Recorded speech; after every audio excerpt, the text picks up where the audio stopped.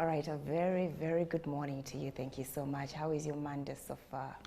Wicket, yatandise jo actually twamanyira nti wicket andika Monday, but eyina kutandika Sunday. So by Sunday, if you're not ready for Monday, tuba twakolesa dda fe abali ready okutambuza weekend mpya. Tukwaniriza nnyo webale nnyo okutweyungako. It's the 12th day of December. Yes, amanje kitegeeza tutuse makumpi tutuse makati g'omwezi guno okusembayo mu mwaka. We're getting ready for the festive season. Okay, Timothy Senyonjo, you're not only my friend but my great brother. Thank you for being a loving person. We love you so much. May the good Lord protect you and your family. Happy birthday, greetings to you, Timothy Senyonjo, from your very good friend Dan Biansi wali UK. Akutumidde nnyo agambye nti akwagala nnyo Senyonjo n'obeera kitange nange muwala wo nkutumidde nnyo kwagaliza amazaalibwa amalungi. Also, happy birthday to our very own Helen Birabwa, mukozi munaffe wano ku Spark TV. Yes, Helen there. Tukwagala nnyo. Thank you so much for being a part of the team. You're such an amazing mother. And greetings coming in from your little girl Larissa, from her auntie Farida, from your friends, your family, your colleagues at the office. Fena tukwagaliza amazaalibwa amalungi Helen. Also, happy birthday to our very own Mr. Kabotwe Richard. May your new age bring you more happiness, joy, good luck, and blessings. Thank you for being a hardworking gentleman. You are a blessing to us as the TFN family, and we are so proud of you. Thanks for always choosing us. We love you and pray for more years of achievement together. Happy birthday once again from the entire TFN family. Richard, to you also from me, it's a happy, blessed birthday. Webale nnyo kukula ate webale nnyo kubeera muntu wabuvunaanyizibwa. Tukwagala nnyo. Happy birthday to everybody else born today. Tukwagaliza nawe birungi byerere. It's a Monday. We have people's stories and we have somebody new in studio. Not new before your eyes, but new on the show. He has some motivation. He has some reality to hit on. Nadala kumwe abana batabalina ebirooto ebyogenda okutandika obulamu obupya ebweru. It is good. Ne waliwo bye mutamanyi bye mweteekeddwa okumanya nga bw'oteekateeka okuteeka ekirowoozo ekyo mu ggwe ate okikoleko. Nze Farida, mwasuze mutya?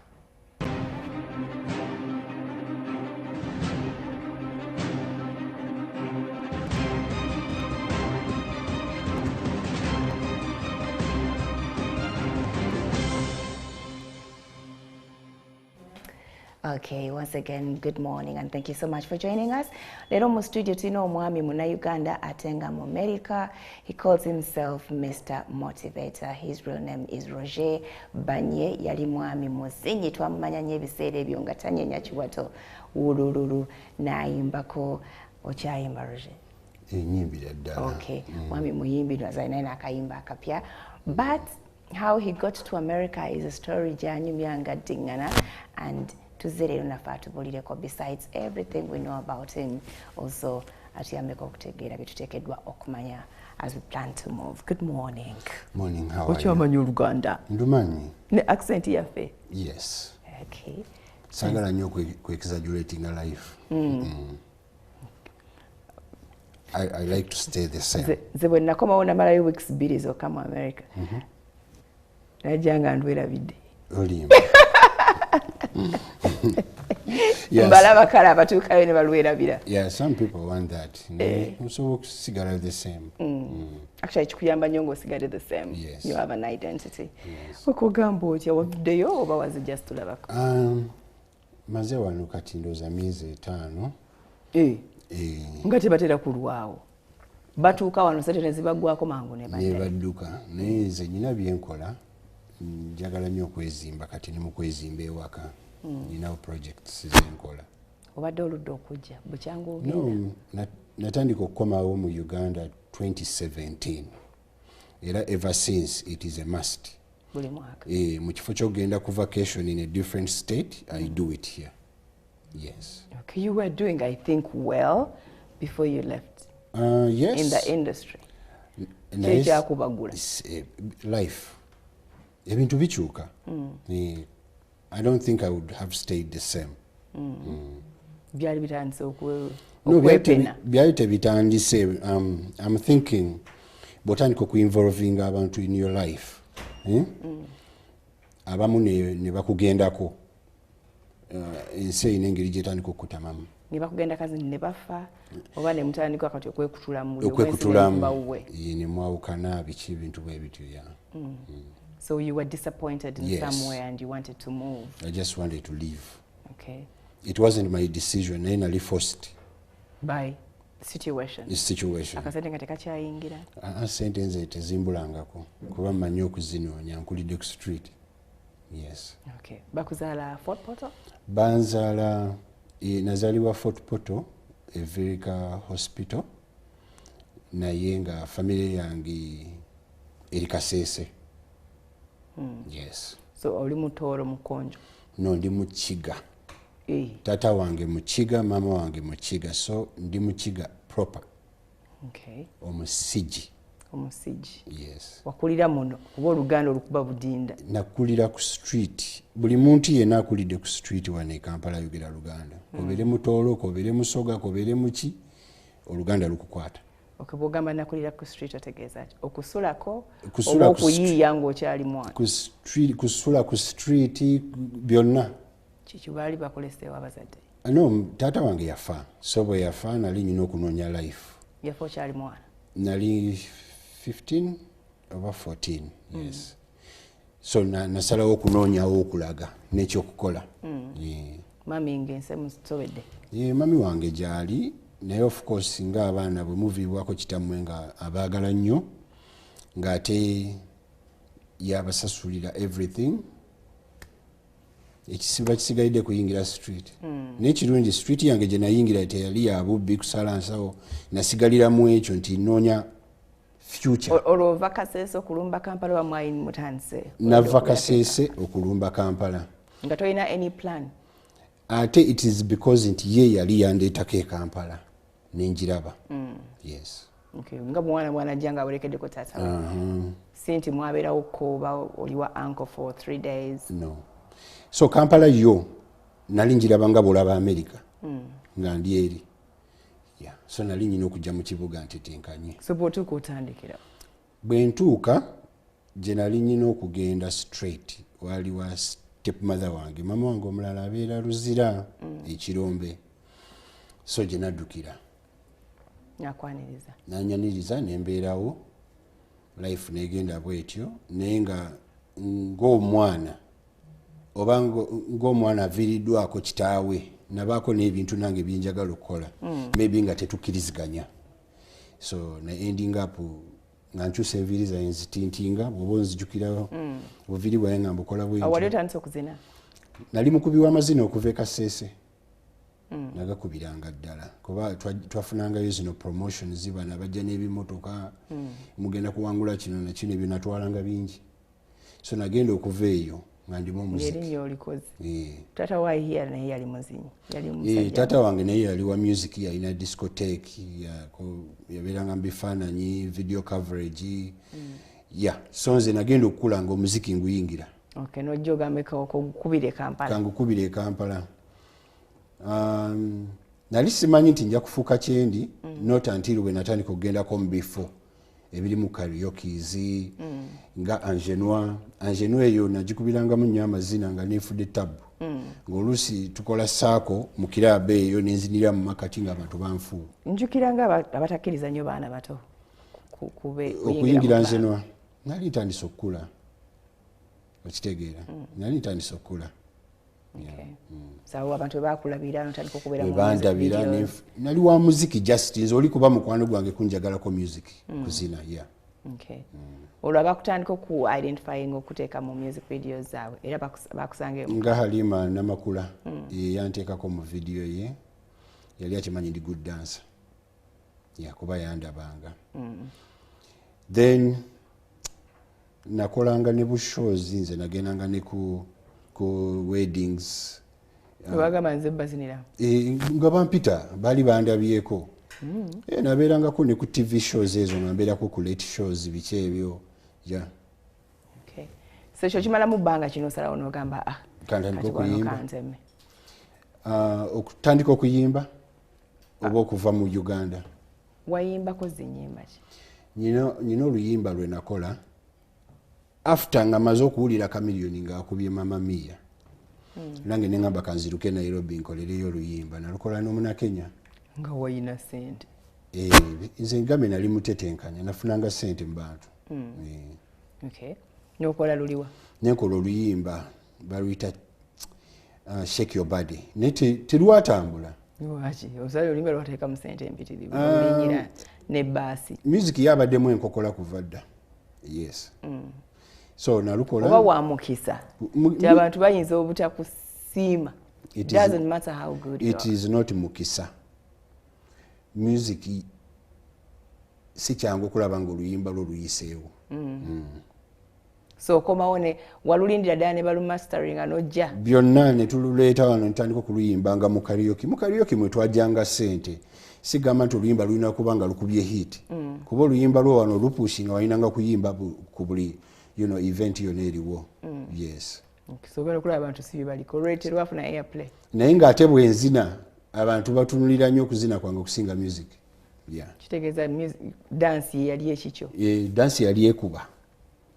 Nenga music manyo muyimba nyina music mulungi. Naye tewapowa. Sapowa. Until today. Ekintu ekyali kisinga tulemesa okukola music, it is sponsorship. Kubanga ne sente tezaaliwo bulungi nnyo. Ng'owuli oyagala ekintu naye omuntu asobola okulaba nakuzulamu ekirungi akuteekemu sente nga taliiyo. Balinda oli ng'amaze okufuuka star.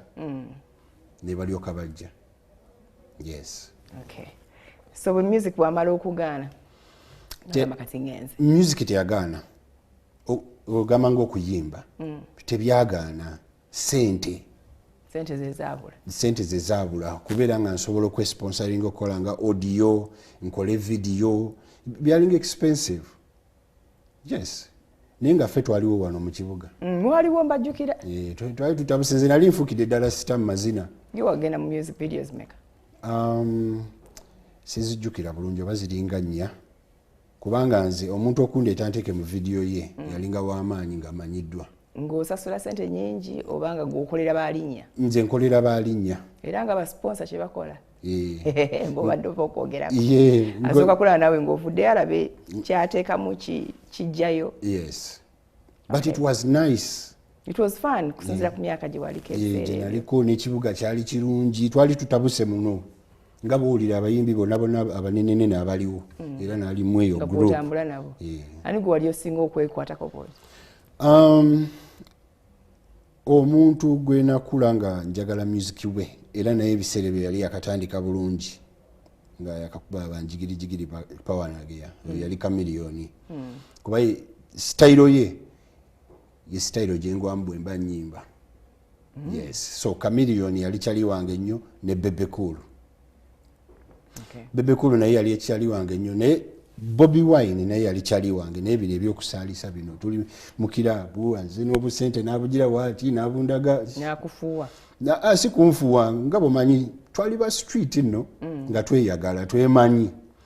Ng'oluusi ansanga awantu nandaga bando nti yakutte biki kuba Bobby Wine we yakubira akagoma ka Lubendera twasinkana ku Wilson. Chameleone we yatujja nze Bobby Wine Wizo n'atutwala twali tugenda Gulu elira nga yakagula sirike ya yero ogimanyi eyo. So tugenda kuyimba nga ne Bobby Wine kagoma ka Lubendera katabuse. So awo nafukira mukwano gwe twatuula wamu n'atuula wano n'entuula wano. So we became friends n'abo bonna lwa music. Kati ekiro naye byo byonna obikola nga weegomba nnyo ogenda mu America oba mu nsi endala? America yali teri mu birowoozo byange. Nze Bulaaya teyabeerako mu birowoozo byange ogenda nti either ngende mbeereyo kuba teri musician ayagala kuva wano we bamumanyi okusinga nti agenda abeere eyo. Natandikanga okukola busho bwe Nairobi. Twalinangayo omuvubuka bamuyita Kanda Kid nga muzinyi okuva e Nairobi nga club sirike emuleeta. Kati nga mu Uganda balinamu Roge the dancer. So nga tukwatagana n'oyo omwana bwe baba bamuleese ku silk anniversary nange banteekako. Yalinga bad nga naye nange ndi mubi. kati nga bw'aba alina shegwe nagangina bayita muna Uganda bwati. Yes, nga tukwatagana bubi nnyo mu Lingala nali mukambwe. Naye nga bisasula. Nga bisasula. Sechanzi yali musajja mulungi yampanga show. Yali musajja mulungi nnyo owa Club Silk. Ne Rubega naye yampanga shows. Nagamba Roger leero tulinayo kino na kino jangu oyimbe ne bampa opportunity. By the way abantu bali bagagga kale bagagga ne bandaga omutima omulungi nti omuntu bw'oba oyina okusikayo abalala. So I was very, very happy with that. So kirowoozo ky'okugenda ate kijja kiti? Omuntu ayasooka okumpandikira ebbaluwa okusaba visa yali Sechanzi. Elvis wa Club Silk. Nabiranga mugamba njagala gendako ebweru. Biseera ebyo nga London ye heat. Kyetegeeza heat yensi abantu gye bagala okugendamu. So yampandikirako ebbaluwa ngende nsaba visa naye nali siina busobozi. Olwo oyagala genda kukola ki? Kuzina? Just nga mpulira kugenda Bulaaya. Okay. Nga siina gwe mmanyiyo nga mpulira njagala ngenda. Nga tolina kigendererwa kukyala bukyala. Yes. Bwe nalabanga nga abayimbi bagenze nga bafuna ettutumu wano nti omuyimbi yagenze. Ng'ogenda ebweru kyakabye ebiseera. Nga kyakabye ebiseera ebyo. So yampandikirako n'ebbaluwa nefiira awo nga siina kyenkoze. Because I needed more requirements nga siina wenzijja and money. Yes. Omusajja wa street obeera ne banno. Abo nagenda mbafuna mpola mpola abagagga abali mu magye. Abo nagenda mbafuna mpola naye lwampisa. Toyinza kuba na mpisa mbi n'osemberera abagagga oba abantu abalungi. So nze mu kubasembera zaali mpisa. Naye ekirowoozo kyo kyasigalawo ekyogendako ebweru? Ekirowoozo nakisigaza era natambula nze ntambudde ensi nnyingi nnyo. Olwo ogenda otya? The first trip yange nagenda ne Juma Saiko oba omumanyi. Ye yantwala cause he was a very good friend of mine nga tukola ffenna nansuubiza nangamba Roger onawulira oyagala nnyo genda e London. I have a deal, just bring your passport. So when nagireeta ku Grand Imperial nangamba you know what, you don't have any visa in your passport. Let's first get a visa in your passport tugendeke South Africa. Era yanfunira diplomatic visa ne tugenda n'abakulu mu government e South Africa nga balina business ze bagendamu. Olwo ogenze kola ki? Just na mukwano gwange. Werekera bodyguard.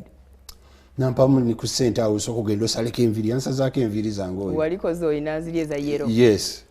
Nazinsazaako go and cut your hair. Nampa $2. $2 it was too much money. Ningena nenzisalako.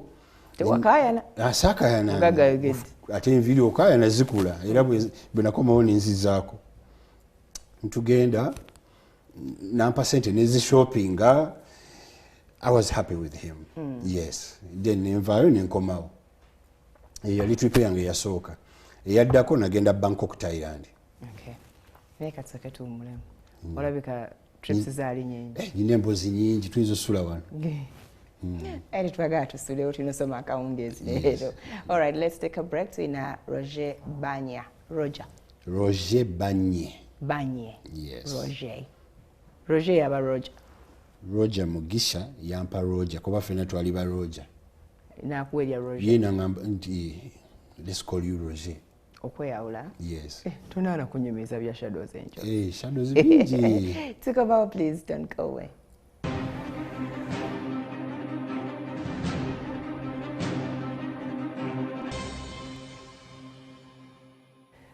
All right, thank you for keeping it MWASUZEMUTYA. Kwetuli nnyo Roge Banye kwetulina mwami mu America. Anyumirwa nnyo okubuulira oba okwogerako naddala eri abavubuka because his story is a very, very long one. Atutegeeza yayingira street as early as around 15. Neye meza fukaki neyerandiza paka watuuse kati. Yes, Roger. Wanji. Okay. Waliko straight. Yes. How did you survive life? Surviving a life. Mu biseera by'abaana baali bangi ku straight. Tebaali bangi naye ng'ekyambeeza ku street nnyo byali bintu byenjagala. By'oyagala? Byensinga okwagala. Biki? Music.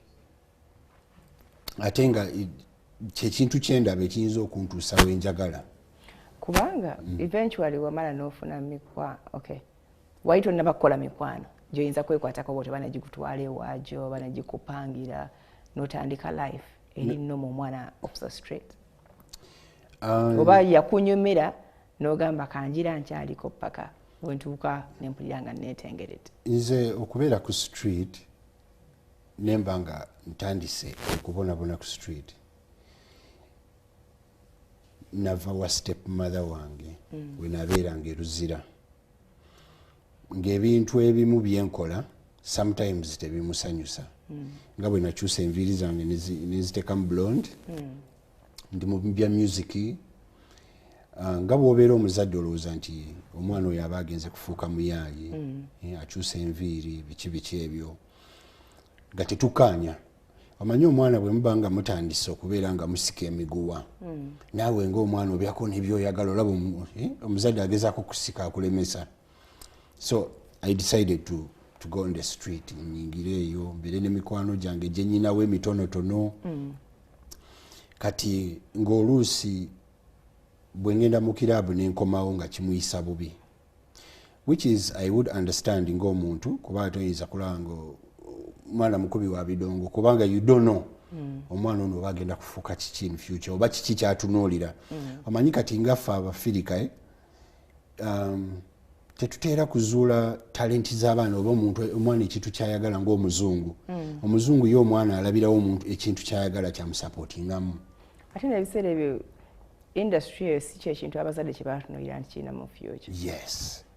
So omuzadde yena akuba omwana kubanga alowooza kyakola kikyamu, which is different in America nti omuntu bamusapootinga ne bagamba omwana ono ye akyusiza enviiri kirabika ayagala kubeera muyimbi ne bakusapootinga in that. But how did you survive? How did I survive on street? Jembadde ngenda okujja. So I ended up nga ntandise okusula ku street. Bwe njogera street omanyi eno ku new taxi park wabeerangayo bus ezigenda e Kasese. Kati ezo bus zipakira abantu ku makya ssaawa 12 oba ssaawa emu. So navanga mu kiraabu nga sisobola kuddayo eruzira. Okitegeera nengenda nenebaka mu bus. Kati bus eyo nagyebakangamu bwetandika okutikka abantu ne bajjula nga yali amanyi nti kubanga najjanga nenebaka omwo mu bus then nangobamu. Bw'alaba nga abantu bajjudde nga ngobamu. So nembeerawo kati basi bwe nalabanga omanyi bw'ogenda nnyo awantu ng'olusula ku street sometimes oyagala oveewo okyusemu osuleko ewalala. Nagenda nga nenebaka mu bbaala. Mu mabaala waliwo amabaala kati nga bw'olaba ku makya wabawo restaurants ezigulawo ku makya nnyo. Kati nze nvudde mu kiraabu otulo otunzita nze neesoga gundi ebbaala eyo nenebaka. Siraba obubaala bw'e Kampala nga bufunda. Waliwo gundi eno bw'oba okkirira nga agenda ku Arua Park awalinga Antonio's walingawo akabaala awo nga kalina ne upstairs nga bazanyiramu ne pool. Omwo mwe nagenda nga nenebaka. So nayambuka nga nengenda waggulu nenebaka nga bali mu kwera. Essaawa bwe zituuka bulungi essaawa 2 nga batandise okukola nga nfuluma. Baali bamanyiira. Nkiwa abaana abasinga abakulidde ku street ebintu babiyiseemu. Oluusi neninya taxi zine zigenda eruzira nenva mu kiraabu essaawa nga 10 nembeerabeerako ku street nembulidde obudde butambule then neninya taxi zigenda eruzira ziba zigenda ruzira nenjituulamu ng'etikka. Kati nze ntuula mabega nenjira bwendi nenebaka. So bwe nebaka nevuga nga bagenda batikka omanyi bwe bagenda bayimirira nga sivaamu. So I buy that time okulaba nti bwe utuukire waka bajja kuba baguddewo omulyango oba ogenda waka kuba mbali nebuuza kati emisana awo ng'obeera was you wait for club time. Emisana era of course nanoonyangawo okusiiba okitegeera. So bingi nnyo ekyokulya just to survive. Chapati Ezo chapati of course zetukuliddeko wano mu kibuga. oba nomanya nti waliwo akuwadde ekyokulya. It was just otetenkanya kubanga Kampala kibuga. So street wagimalako myaka emeka before you got independent? Street nagimalako emyaka 5. Wagirwako? Kuba that's when I left nagende Bangkok, Thailand. Okay. Olugaze subula? Bangkok, Thailand waliwo ayampa amagezi nagamba jangu eno. Kati bwe nagendayo nentuukayo nensanga nga waliyo Abannayuganda basomesa. Ne bagamba wano tebamanyi Luzungu. You can teach them English. Conversation. Bintu ebi English ali basic. So nentandika okusomesa. Nga siri professional teacher. Nentumya ne certificate eno ne babinkolera ne ku NASA. I know. So nentandika okusomesa nga bwe nfuna kasente. Okay. Noddukayo bangu okusomesa? Bangu okusomesa kuba tebamanyi. Ng'otandika from the alphabet? Yes. A up to whatever. Yes. Okay, noddukayo. Somesa alphabet says A, B, C, D, B, that's not the kind of life you want. Ekyasinga okunzija eyo life teyali nnungi. Ebweru teri bulamu bulungi nnyo nga wano. Omuntu takulima nti ali eyo nti essanyu liringa nga bw'olaba Uganda. So I left Bangkok after 3 years. Ebyokuzina nga wabivaako? Ebyokuzina nabivaako, though music wange namukolanga eyo, naye nga of course bali bataayi tebamanyi byoyimba. Naye na ending up nga njize n'olulimi lwabwe nayigirayo olutaayi ng'amasomero agamu gampa emirimu okusomesa olutaayi n'oluzungu nga nvunula. Olutaayi waluyiga n'otuuka n'okufuuka omusomesa waalwo? Nali kubanga abaana bakuyigiriza bw'oba oli mu kibiina ng'oyigiriza bw'okwata kwemu n'ogigamba nti 1 ng'omwana baddamu nung song sam si ha hok jet bat cow ne bala kuva ku 1 up to 10 nga n'abaana babiddamu mu lutaayi. Kati nange ne mbikwata. So navayo nga manyi olutaayi nga manyi nga n'akasente tekawera bulungi. Any foreign country you can never make enough money nga bakukozesa. Yes. Dwachi, is it the expenses zibanyenje? The expenses osasula rent mulimu ebijjajjamu bingi awo ebikuleetera okubeera nga sente zikugendako. Unless ng'oli self employed. Okay, so you know saba oveeyo. Nensaba nenvaayo ningamba kanzikomewo nkuba omuziki gwange gujja kunzijawo. Kuba nalaba nga abayimbi batandise okugenda America, London, ningamba ye lwaki nesibidde mu Bangkok, Thailand nenkomawo. Ate bw'obulaabulamu mu industry yamu omuntu wabulaabulamu, they forget about you. They do. So wakomawo bakujjukira? Nakomawo nga tebanzijjukira, kati ate nakomawo mu style ya kuyimba. Jjukira luli nagenda ndi dansa nga nkubye akayimba kamu. Kati nenkomawo nga ndi mu style ya kuyimba. Yes. Bakwaniriza mu music? Ne banyaniriza bulungi. Era n'abo Wizo ne radio bali bakakuba hit mugati gwa butter. I mean gundi eno. Bread and butter. Oluyimba lwe bakola n'ono Suuna. Nakudata. Eryo lwasooka okubeera hit wano. Kati nenzija nfuna show e London. Show nga yiyo yaabwe? Yali yange nze I talked to the organizers eri. Ne bangamba Roge twagala ojjeko eno. Ng'ogenda as a dancer? As a dancer. Naye tulina okufulirako abayimbi abalala. Bali bagenda kutwala nze n'Amooti ne Juliana. Naye nga those two bali balina shows eziri different nti tebagenda kubeera mu ggwanga. Ne tuteesa ku Radio and Weasel nga be balina hit. Na ku data nga balina ne gundi ne mugati gwa butter. Ne tugenda e London. Yes. Nze Radio Weasel ne DJ Shiru. Ate London wali wajagaladde? Ng'ate nali najagaladda. Naye lwakuba nagenda ndi mu relationship wano. So I couldn't stay. Relationship? Nali mu relationship eya love kubeera ng'olina girlfriend wano. So saasobola kusigala. Ng'omukwano gukuta wange? Nenkomawo. Okay. So nembeerawo naye ate ye bwe yatuusa okugenda ye yandeka. Bwe yafuna chance egenda ye n'andekawo gasi. Gakayo nange omukisa gwange. Omukisa gwange ningamba Katonda ategeka birala. So nafuna show eyo ne tukikuba e London ne tweyongerayo tugende Scotland nenkomawo ate nalina work permit. Remember singa nali njagala sigala London nandisigadde kola nalina working permit ya myezi 6. Yes. but I came back because of a relationship. Because of love. Yes. Oli ye nakuba ku mutwe. Nga wayisewo bbanga ki? Nga bbanga teryali ddene. Nankoona ku mutwe. Nakusomesa Kampala. Nanjigiriza nti nze nkulekawo. Ate nga siri sorry. Sagala puppy love. Okay. Yagenda London. Yagenda Sweden. Okay. So bwe yandikaawo noyagala olinyogera omusange nensigalawo nenjijanjaba ebiwundu byange nenjagala ngende musange nembisazaamu nengamba omanyi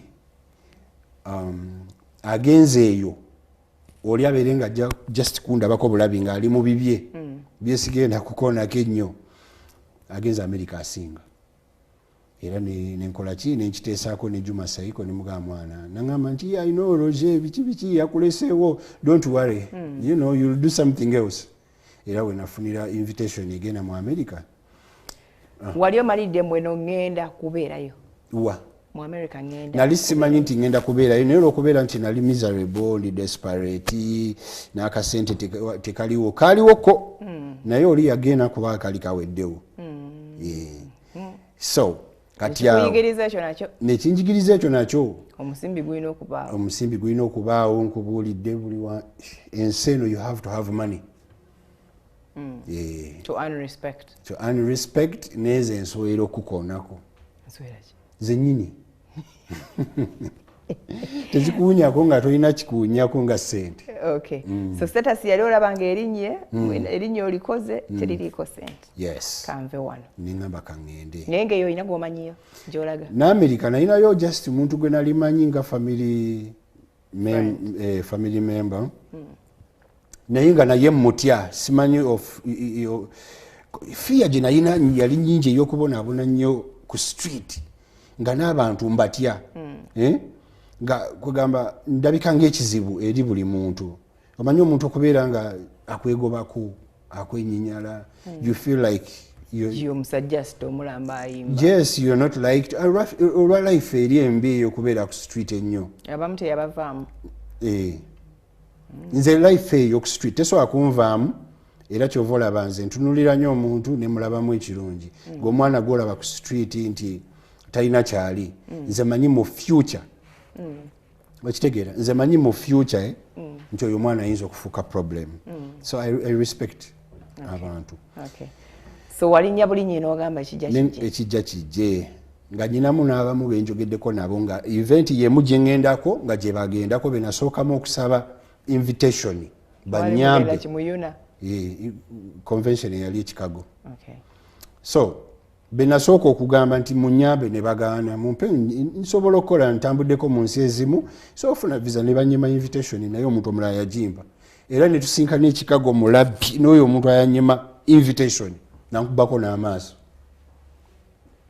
temwagamba wadde kajamba no yansi gwatoseddi wano bamanyi abannayuganda ng'ate muyimbi munene tuswaza buswaza so ebyo ebintu byonna ebyo byenzize mpitamu binjigiriza obutatreatinga anybody bad. So bw'otuuka conversion ewedde nti balina ku ntono anti conversion ewedde kati otandikirawo enkubira oli essimu ali e Virginia oli family member. Yes, mukubira essimu ne mugamba omanyi nti ndi ready kuba mu contacting nga nve eno nga ye she's welcoming angamba jangu tofaayo nja kukima muwala bamuyitanisha she's very nice. Convention bwe yaggwa nalina waawo abaagala okungrabinga gye bali abakyala balina ku green card bakuwase naye bwe nava n'ekyo ekyemabega kye nali nnyina nti bankosezza saagala gendeeyo nengamba kaŋŋende noono wa family yasinga era neninya ennyonyi neŋŋenda yannyoniriza bulungi nnyo yankima nangulira emmere n'akola ki nantwala ewuwe ne tubeera ffenna I started my life there. Gye wafunirayo ekirowoozo sidda Uganda? Nali njagala kudda kuba omuntu ayali ng'akola music wafuna ssente wano nga siinamu overstay mu passport ensi zonna nzitambudde nga kyensinga okutya kwe kubeera mwezi ensi mbeere mu overstay. Okiraba meaning oba weetidde okuddamu okutambula. Visa yali ya myaka emeka? Yali emyaka 2. So nengamba kansigalewo ne surviving nga tebyali byangu nali sina mpapula nembeerawo nentambulira ku music wange nga ntunda CDs nenfuna n'emikwano omuguza bana Uganda abali eyo oba everybody nga naye bazitwalanga ekirungi abantu benatuukiramu abamu nayinamu gayo muna Kenya naye yanyambanga nnyo okuntwala mu bifo nga ategedde ndi muyimbi naye yali wa acrobatic so he was happy nantwalanga mu bifo nga ya spendinga nanjigiriza ebifo yantambuza America yes nyenga kino ekyokola odd jobs ekikulimu ngebe tebina okyali sita we Uganda nkyali omanyi bw'oba ng'oli sita obadde mu music obutwala n'eri obwa sita olowooza nti bino tusobola bikola yeah so I stayed around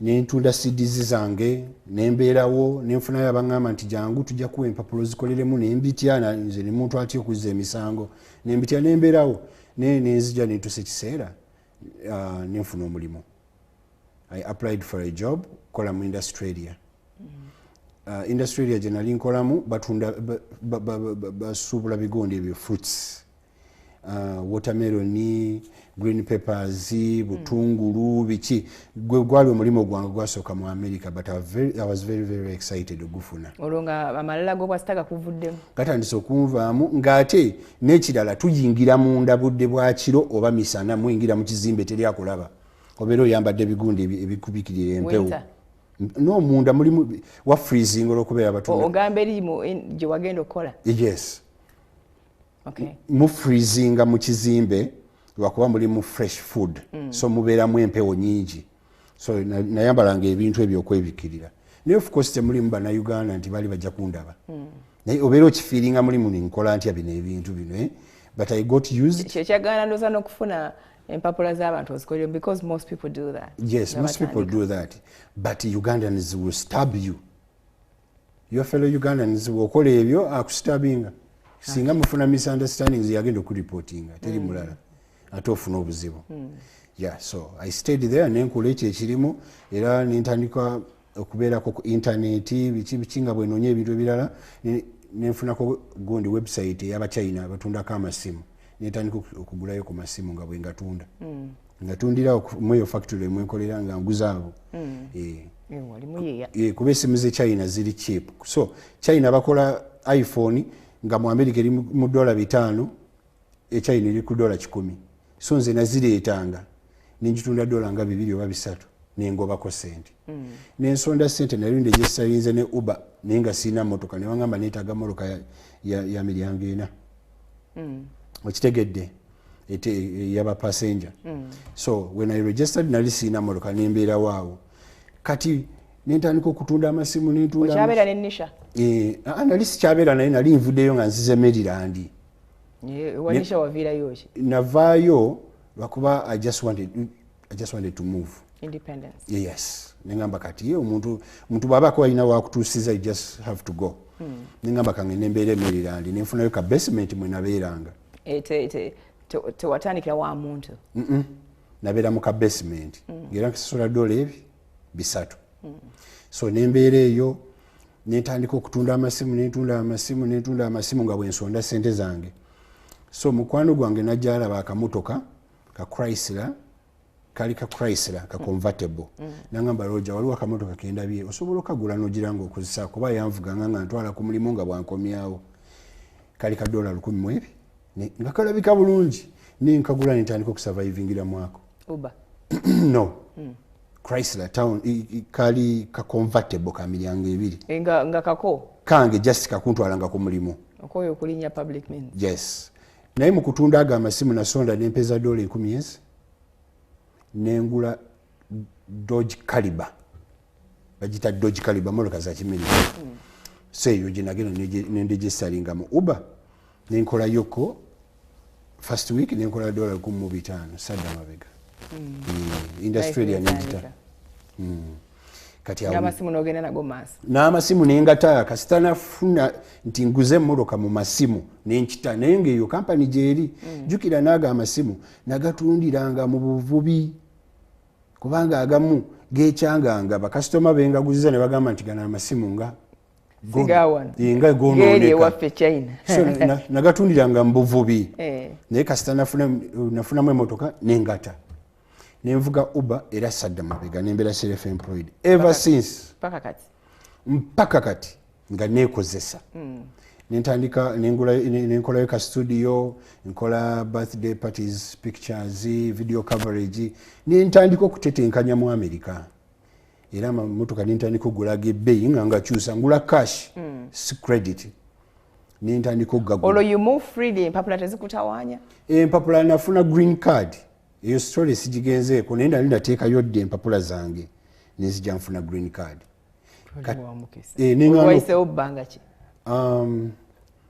kati ndi mutuuze nyina passport nerengamba before you got a green card nga waisewo bbanga ki wali wayiseewo emyaka 6 nga ndi mu America olivya overstate bakutawanya tebantawanya anti nali nfayirinze mu time eyo nenfayiringa okuteekayo empapula zange naye nenfuna green card bagiweereza we nali mbeera era saagala kudda Uganda nalinda mpaka nga nfunye passport naye nga green card naye nagifuna dda yes so bwonyumya bwoti ndabye eddanga si bizibu nga bwe batutiisa okufuna empapula okujja okubeera mu America naffe tugenda kujja nze sigana muntu kujja jangu oyite mu byempiseemu obeere bulungi tusilabyewo bitiisa era tugenda kujja ebitiisa byonna saagadde bikonamu ebisinga kubanga saagala nnyo okumentioninga abantu yankola kino yanjira bwati of course challenges zaali nyingi nnyo so empapula nazo tolooza ndogenda kujja ozifune ku silver plate empapula zaatabuka kati kasita president ono yaliko Trump yaleka abyonoonyi tuwabiwulira byatandika okukola ebyo n'abajja okuzaalira eyo nti bafune empapula byonna n'abikyusa so si nyangu empapula z'omu America kati naye bw'ozifuna oba oyiseewo ate bw'ozifuna tekitegeeza nti oli wakabi oba otandise general life use kolemu ekyomugaso kuba ozifuna n'ozitereka mu nnyumba nga tezirina mugaso oba n'ebirooto bingi oba n'ebirowoozo bingi n'ogamba nti bwe ndifuna empapula zino nja kwewuba e Uganda nja genda mwene ensi gye nayagala ng'ogenda mu bw'ozifuna ng'otereka bikuvaamu mu mutwe okukola kukuyitirira kuyitirira ya naye nga America is a good country waliyo ssente bw'oba weekozesa but kye basinga otutiisa is you can make the money but you spend it a lot ate naffe eno naffe tetubabeerera bangu bemuleka eneeka mutubeera bubi naye nga n'abeeri nabo life si nyangu stress mungi bills nyingi okitegeera ekintu kye bayita America oba oli mulwadde oba obadde kinosasula bills ne bw'oba nga oli mu nnyumba oli ku kitanda oli ku drip you have to pay your rent okitegeera so kati ffe eri kye tuba tuyitamu ene Uganda tebakimanyi kyova olaba nze I support a Ugandan to go akitegeere simulya mukubo lya muntu nsimanyi am jealous bonojja ogenda kunzijako ebyange oba ogenda kola kino n'ebyo byongenda bikujjako mbitwalewa exactly era mbikujjako ngani some people they want to help naye abantu bwe batuuka eri bakyuka balina engeri gye babayisaamu obubi so n'abantu ne bafuna omutima be baleese be babayisa ate obubi yes omuntu gw'oleese weesanga nga akwononedde nga tewamuyamba akwononedde akubadmouth nze yes, oba because exactly. Tannaba kwesootinga kutereera mu ggwanga abeera mu dduka no. So anytime balinda mpaka lwe batereera naaba nga takyakwatibwako kati gwe nakuyisa bubi omuntu eyakola ki ayamurecevinga kyovola nti abantu abasinga eyo emitima gyafa ogamba ab'ebulaaya abo tebaagala bantu tebayamba balina emitima mibi balina experience. You find your way there. Find your way there sijja kibeeramu na mukono exactly eyo ye advice jempo omuntu ayagala ogende bulaaya topestaringa muntu ali eri nyamba okuntwala oli naye yafuna chance okugenda okitegeera takola mwemba sente agenda kufunira visa maybe gwali mukisa so tomunyigira nti oganye okundeeta gwena wenonyeze kubo jangu ate in most times abantu abali e Uganda they want a lot taina passport tamanyi kukozesa computer taina chainawo tainawo magezi nti at least omuyambeko then nalifuula ki ettima okwogerera ebigambo bingi wagenda toyagala kunyamba toyagala kundeeta okitegeera America ogifudde iyo but weefeeko noonya passport.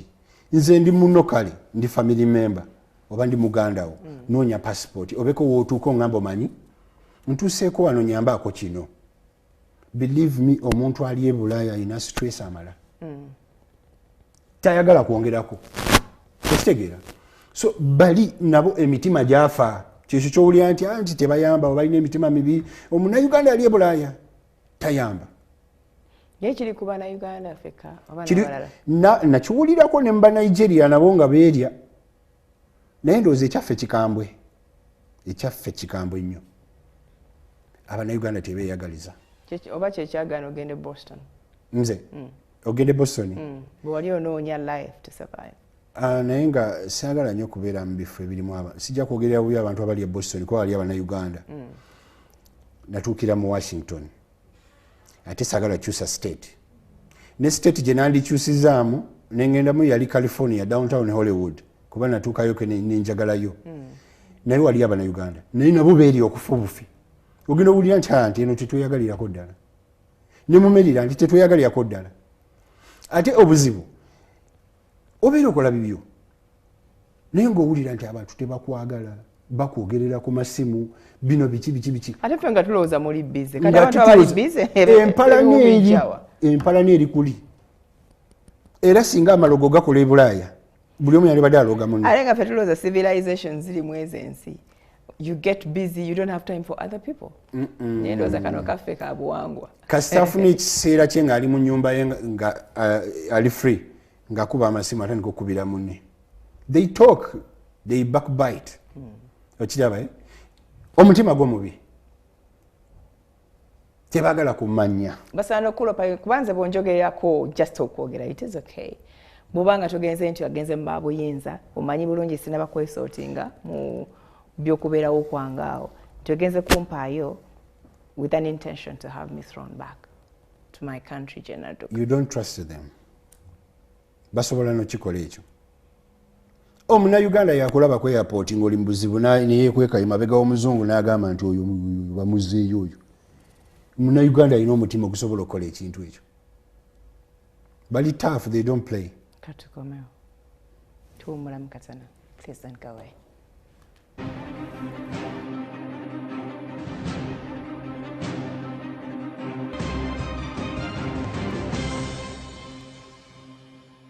Okay, thank you so much for keeping it NTV and Spark TV.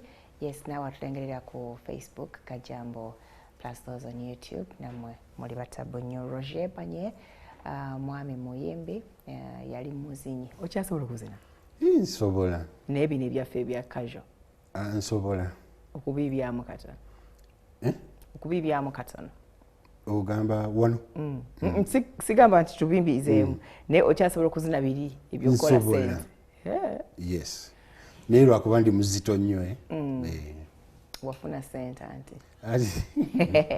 Wafuna sente. So badde atunyumiza how sometimes obwekyalo kyaffe bwebutuleberamu nga tugenza ne mu nsi ezo ezaakola but challenge esinga abaana baagala okugenda bambi basanga obuzibu mu kufuna visa.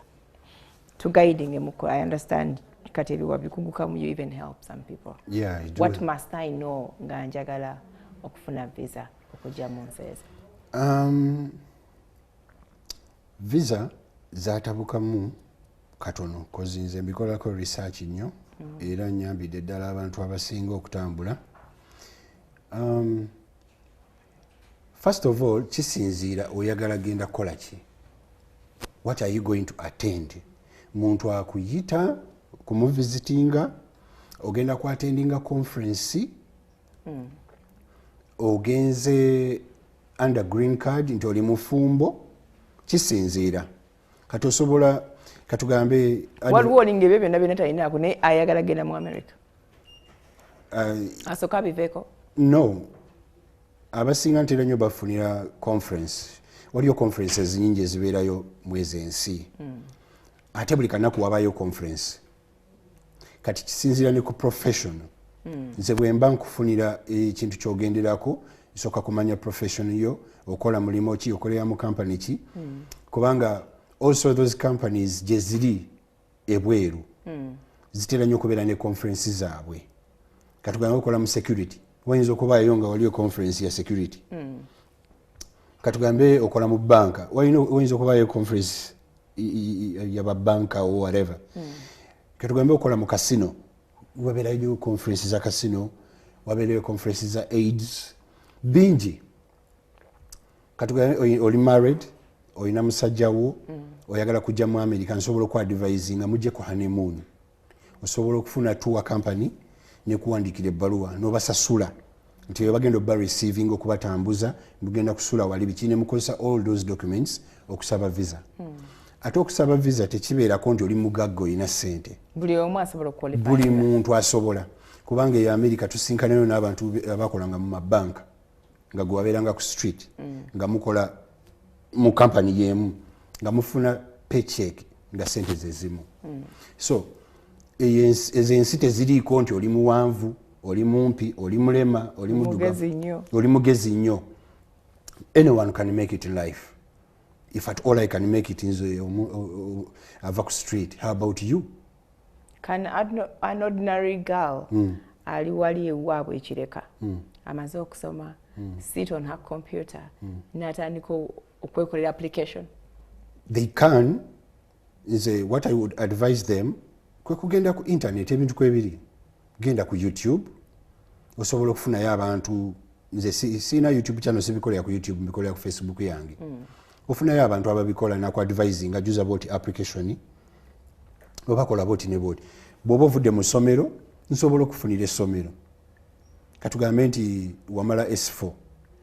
wamala S6 even only a transcript for S4 osobola gisubmittinga mu ssomero never ku admission ogendanga student nogendanga student omwana agenzanga student yeetaaga ebintu bingi to prove they can survive there proof baba baagala bank statement eya sponsor nti asobola okusupportinga egyo emyaka ena gy'ogenda okusoma kati mba ngenda mu jeeyo oba ne bwaba wawa ne Uganda ate zino embassy oziraba fe abava mu Africa tebaagala nnyo okulaba ng'ogamba nti olina omuntu gw'omanyi eri meaning you're not going to come back okitegeera ate si buli muntu asaba student nti bamuwa essomero bwe likuwa admission ne bakuwa acceptance letter ne I-20 tekitegeeza ofunye visa you still have the step eyogenda ku interview most people baba denyinga visa nga balina ebintu bituufu reason being nti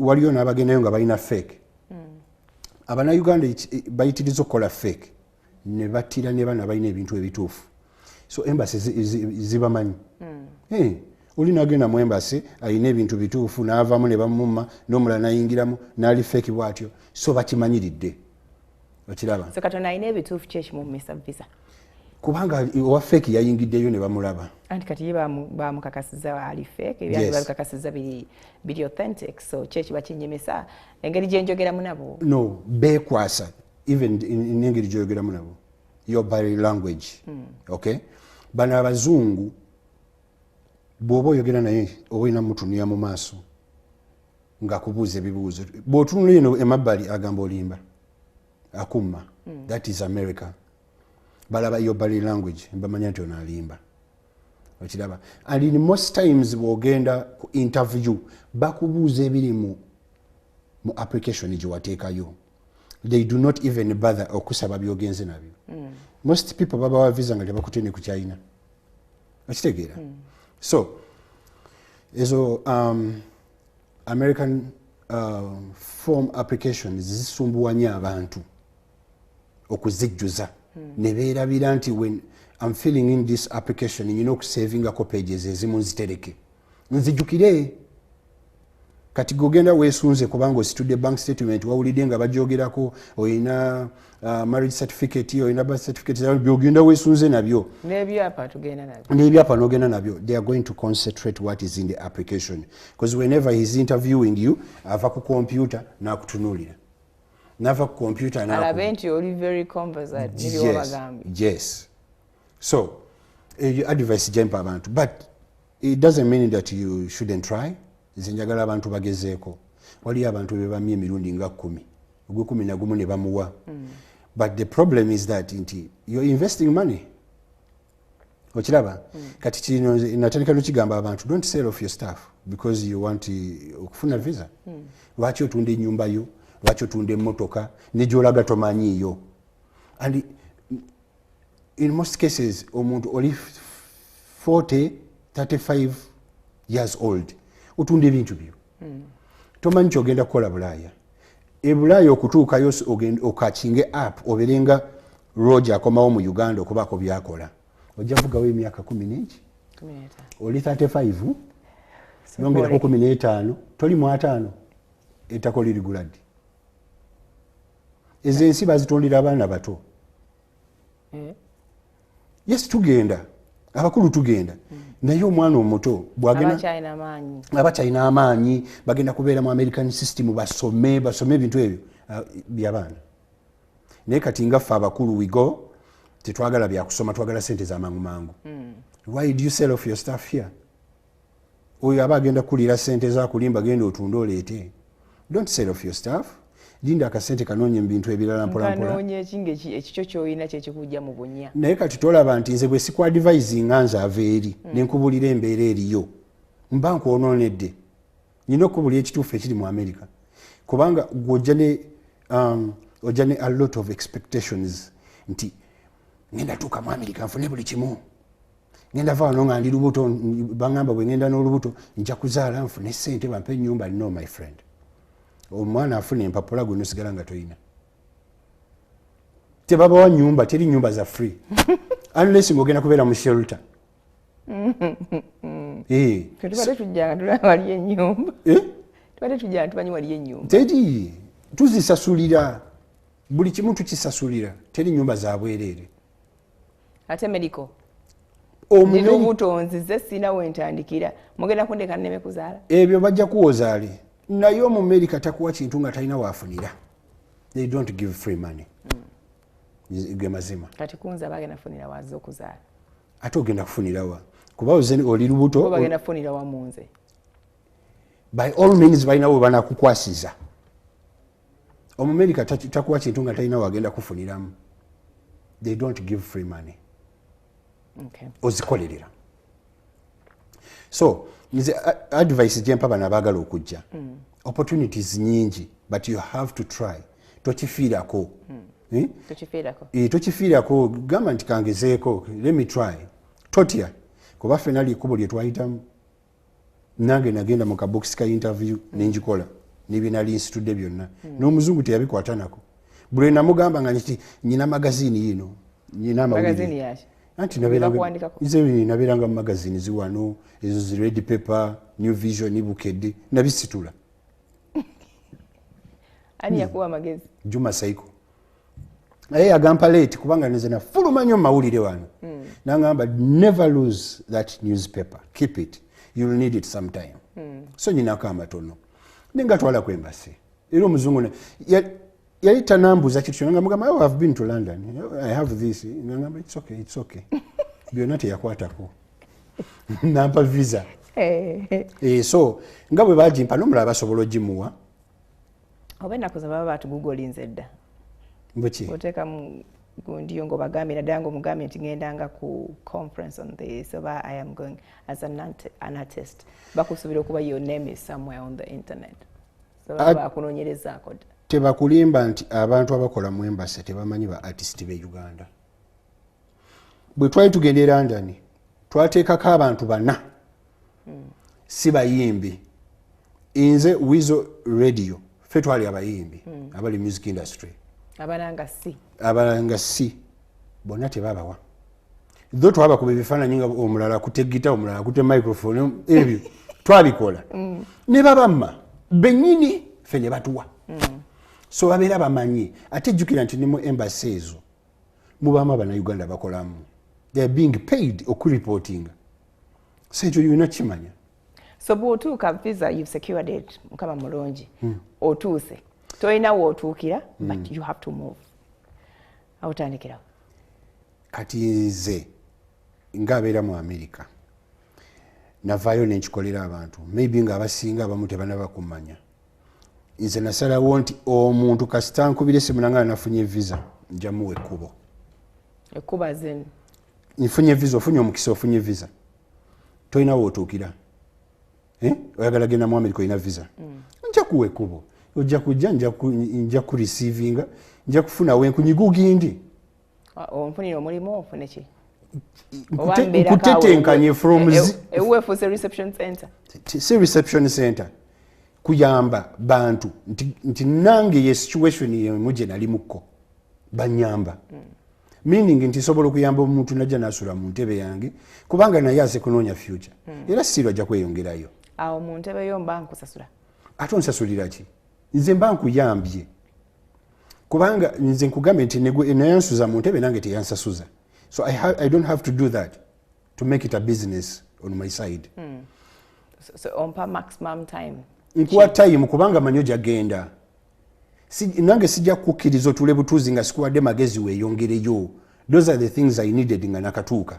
omuntu anyambe ng'amanyi nti omuntu naye alina kyayagala aze wano anoonya bulamu nga nze okiraba lwaki simugirira temulaga abannayuganda bayinza okusirikirira ng'amanyi ebintu nga takugamba eyo mu America so me I don't want to be that so bwentuuka on a Friday yes nga mpumula mu weekend Monday mbalina okutandika hitting a street no I'll take care of you nja kuyisa ng'omuntu yenna ng'omuntu azewo kale oyo kati azewo yes waliwo ono nga gyagenze omuntu amusanze oba eyo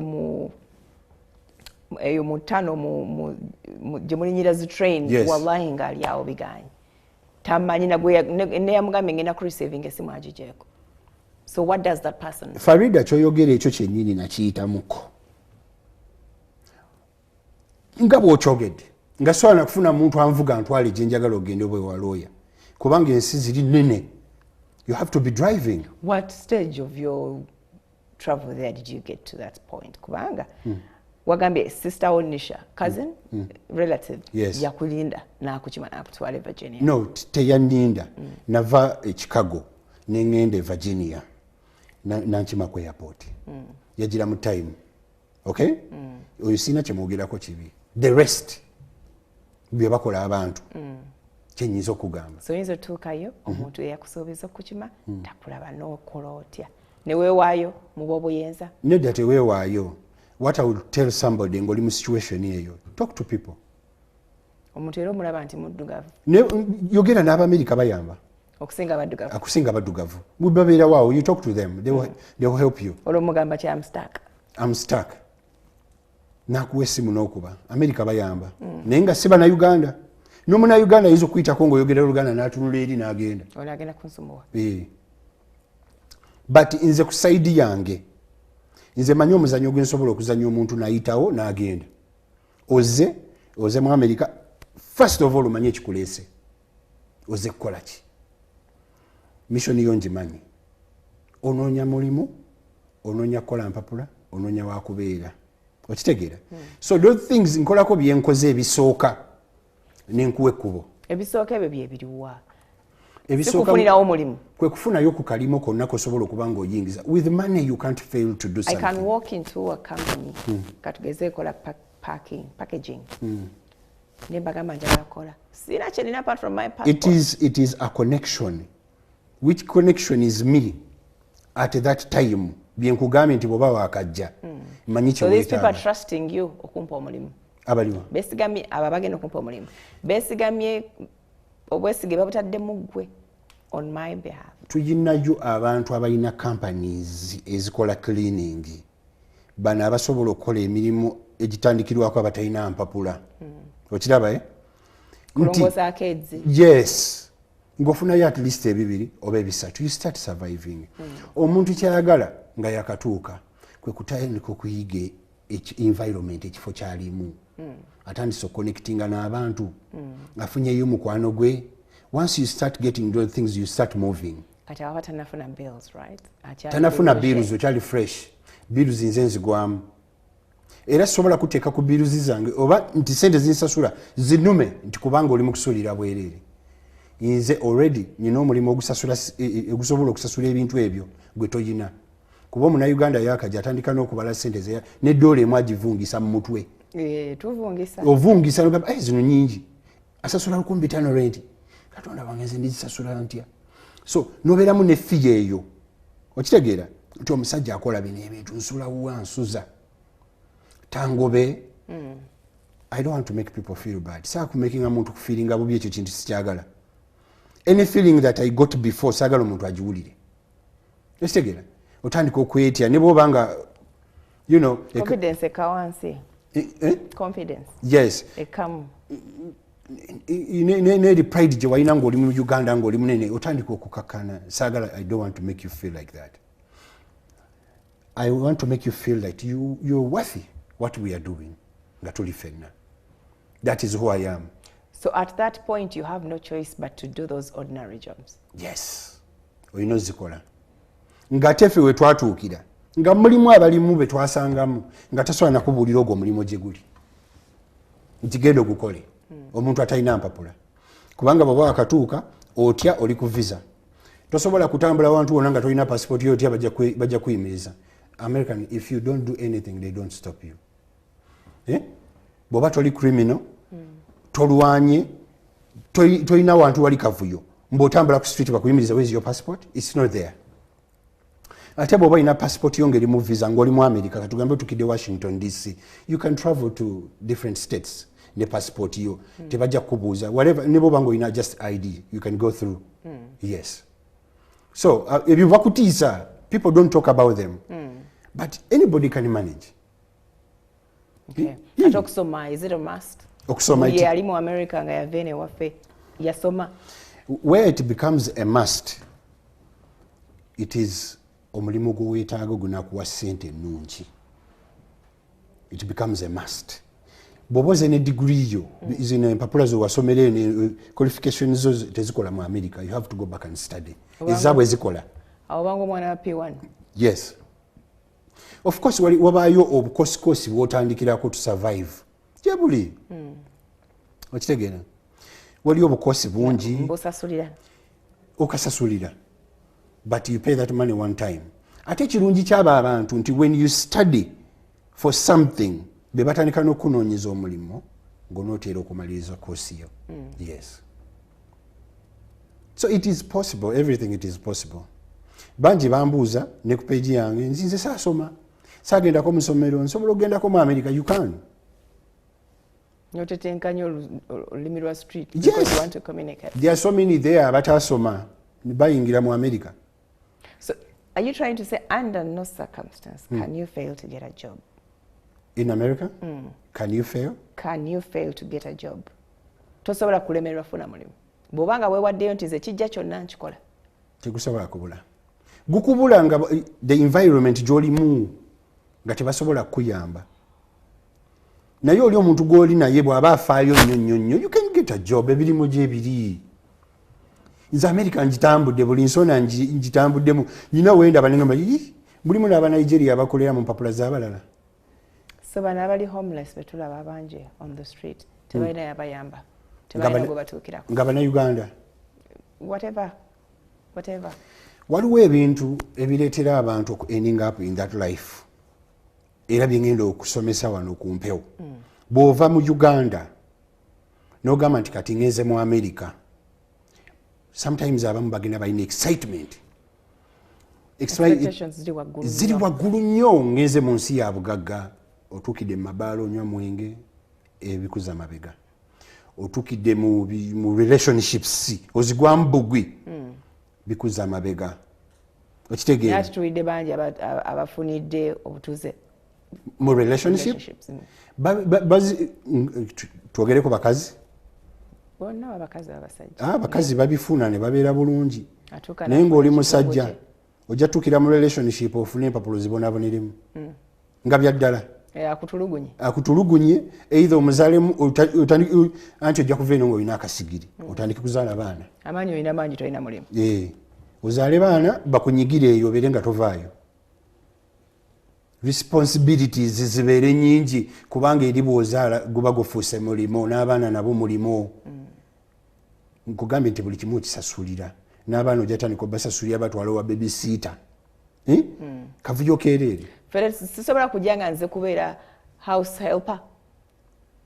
Ew'omuntu osobola okujja oba omuntu eyeesobola ali eyo gye bali naye bw'otandika okukibalamu nti sente ono zampa ntono sisooka kitunuulira nange noonya survival anti onoonya survival you can osobola okujja nga maid tosobola kujja nga maid ojja oyina visa ne weekanga ng'okoze ekyo tovudde eno nga weplaninze nti oyagala kubeera maid kuba tubalinayo ba maid balina companies eziri registered nti ojja twala omwana wo ewa babysitter amulabirire ng'ate si wo yeka bamukuŋŋanyiza abaana bangi naye abalabirira eyo mu kwa center not them coming to the house to stay nga ffe tubalina wano no bw'oleeta maid ewaka mujja kutabuka of course ajja kgenda sente ziba tezimumala ojja muwa $2 wiiki ati ansuza anzijanjaba $2 sente entono mu America ebintu byeweetaaga bingi ebyokukozesa ng'omuntu they provide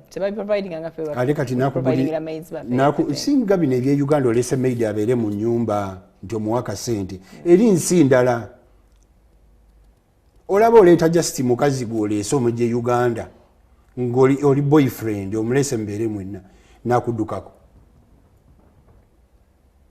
anti ono maid mutaddewo kumuyamba ajja genda bwana agenda kati nga time yeetuuse era soba mukugira ngera naffe tubalina wano ne bagenda anti omuleeta bw'omuleeta si yandeese mbw antaddemu buli kimu no I found my way in America. I am stuck. Nsanze Roge yatereera ne mugamba nkyakala kujja kukulireka ewaka. Yes, bajja ne bakola tekigaana kubanga mbalabyeko but time etuuka ngoyagala vaawo which is okay but at that moment nga nange bwengezako figuring my life out at least I'm somewhere where I don't have to get up for bills or what.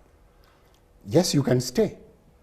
In most cases abantu bempulidde ba ending up bubi.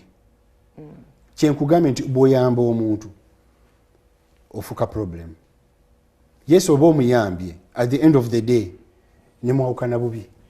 Okay, ate bano abatuukira mu camps. Mu camps. Like which camp? Are you talking about like shelters? Yes, ne bagenda ne babeera eyo nga balinda empapula zaabwe. Those are shelters. Babeera nga ba refugee. Bogamba. Babeera balabirirwa government. Banoonya obubudamu. Something like that. Nze siyinza kuva eno nensoberwa nesanga nga sina ankutteko ku mukono ne mala 2 months on the streets paka nengera neneewaayo. Anti kati abasinga babeera batya. Ate I'm sure nti ekigambo shelter abasinga mu Uganda tebakimanyi. Nezo plani babeera tebaziina nti naagenda ntuukire bano. Kubanga only n'omuntu gwandibadde contacting omugambe omanyi nti njagala nzija onyambe ontwale mu shelter ayinza obutakuwa connection eyo. Okitegeera? So, I think oyina kuba ne connection okuyingira America than thinking nti weesuula mu camp because you don't know what will happen there. Bayinza okuzza. Nebakuuma nga ensonga zo teziriimu. Nga teziriimu. Bakuzza. So, omuntu yenna mu advising okufuna connection okuyingira mu ezensi kubanga nnene nnyo n'okutandika okubimanya ebyo nti ngenda mu shelter kangende eno bajja kunyamba nabyo si byangu. Waliwo abikugamba. Waliwo alina okuadvisinga nti ojja genda mu kifo bwe kiti bakukolere bwe bati. Nolina kusooka obeerewoko ng'oyingidde ensi. Yes. Naye ffe gye tuli okuyamba. Naye temuli bangi. Tetuli bangi ababikola naye nze nja kuzaala bangi. Era engeri gye nakitandika. Olina okuva eno nga weekakkanyiza. Olina kuba mukakkamu bino kye bagamba ky'okola. Ebyokwewanika bireke wano ku airport kw'Entebbe eri tebikola. Era ne bw'oba ng'oli munene nnyo oba ng'oli wa kiwago owulira nti olina omutwe munene America ekukakkanya bulungi n'otereera mu position. So n'abayimbi mwenna abaava eno teri ali awo mbw ali mu industry ya music era ye mwane sente. So kikola as a passion but earning out of it. Even as a passion kifa bw'oyingira eri ng'oli muyimbi. Because tofuna budde bwakyo. Tofuna budde bwakyo ne studios ennungi eziri awo nti bakuba tachi yaffe wano teziriyo. So it's not easy. Kyovola nti buli muyimbi ali eyo bwagenda sirika. Yes. Yakakkana. Bakkakkana America ekunyiga bulungi n'ekusqueezinga. Wow. Kale kati omulimu ogusembayo Roge Banye gwe tulina agezaako tusomesa the basics we must know before we decide to move that direction. Tukoma, please don't go away.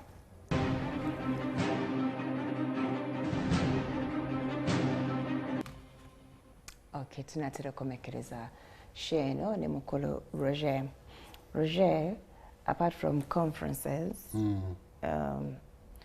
which other way is very easy for you to acquire a visa? In fact, neno waliyo naba conference of course bebagana. Baba yabamu babagana bwe batokoze paperwork awo bulungi. Most times I advise people on what they need to do nga bagenda ku embassy. Okay. Well, what is smart enough, it is hard. Yes. Okay. So, ngeri kyendala gyenyiza ofuna visa y'amangu. Kino ate kyama kyaba Bannayuganda abali mu ensi naye nga ye bw'aba yagadde asobola okikukolera nga kyo tekifeiringa by all means oteekwa okugenda tekuliiko kugaana buba bufumbo bw'ofuna omutuuze mu America kati nga gwe nga nze ndi American citizen kiyamba nnyo nga nfunye mu America yennyini munnansi.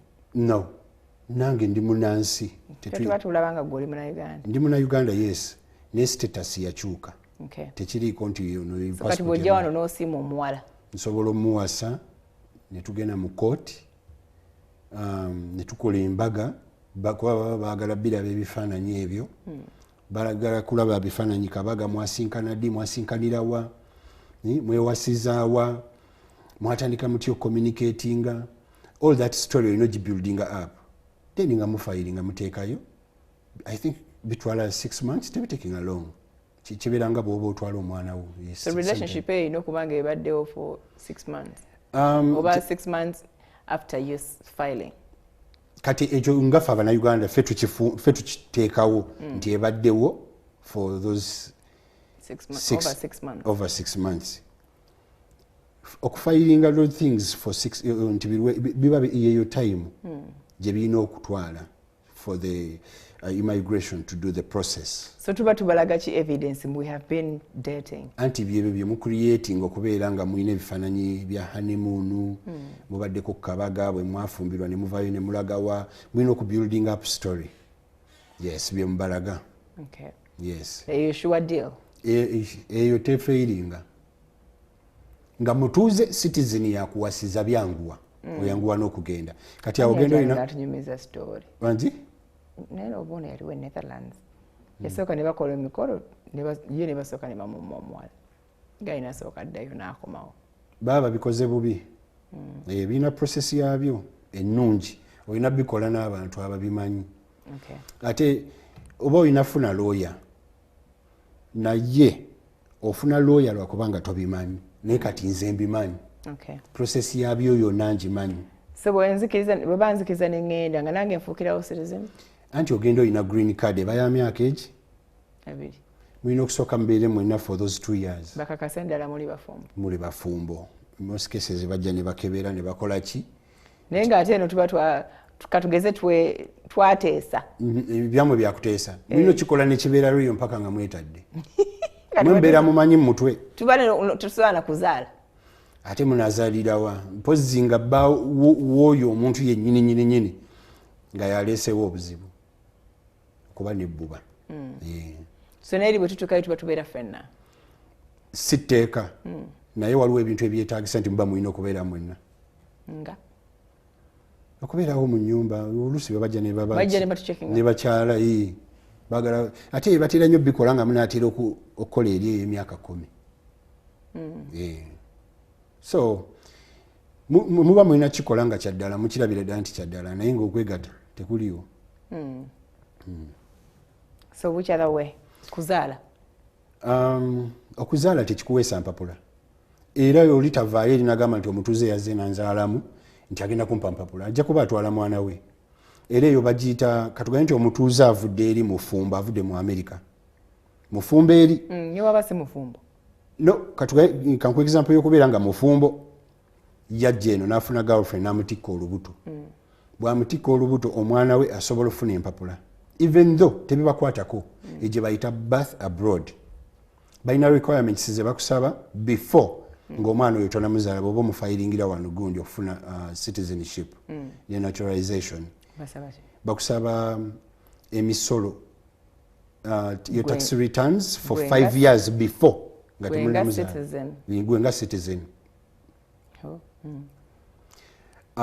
bakusaba proof of your physical presence in the US y'emyaka 5 bw'oba tolina misolo egyo.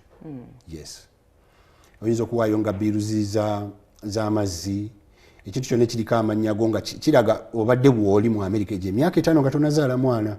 Yes, omwana wo osobola omutwala wano n'omufunira empapula wano ku embassy. Bw'oba tebakakasiza bulungi nti wuwo, then immigration yennyini ey'America yeyina okukola DNA okukakasa nti omwana wuwo, era babaswapinga mukamwa n'oli naye bw'aba ali eri ne bamuswapinga ne bategeera nti omwana wuwo. Kati nze maama nga muntwalako omwana wange nsigala ntangadde jjukira tuzaalayo nga tulowooza nange nja kugendera ku mwana. Bw'oba olina intentions ezo kiyinza obutakukolera, naye oba oyagaliza omwana wo bamuwe empapula, okirekayo ne bamufunira empapula. Era omwana oyo omuwa empapula omala kukkiriza, olina foomu gy'osayiningako nti okkiriza bamutwale, naye ng'oli tekibeera mu mutwe nti ajja mumutwala jasaba bamufuna empapula abeerewo. Bakusaba waliwo buno gundi abakyala bwe bazalirako ku malwaliro akabeerako taata ne maama. Teri birth certificate? Teri birth certificate, ako bakakusaba. Waliwo n'akatabo ke babeera bakeberako abakyala buli lwagenda mu ddwaliro bakakebera obwo nako olina okukagattako n'oteekako emisolo, n'oteekako foomu eyo maama gy'asayininze ye ng'azadde omwana, n'ojjuza ne foomu ezo n'ozisubmitinga. Bw'oba balina kye beebuuza ne bakikusaba. Kati eyo process ne lwokubira embassy n'obagamba nti I want help on this, bajja kugamba we don't do that, noonya lawyer. Okay. Kati ate bwe mba nvudde wano n'entuuka eyo neekwata bwenfuna omukisa nendabayo essajja nendyegomba ba nendineegomba naye nga akanditege nfuna olubuto,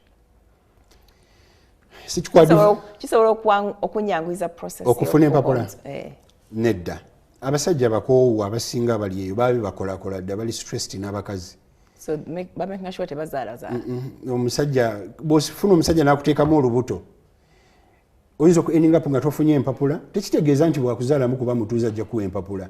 Bino biba byakuteesa mulina kukiriziganya, muli mu relationship omukiriziganyiza oba mweyagadde weeyisiza nga bw'ayagala naye naakola nga bw'oyagala osobola ozifuna.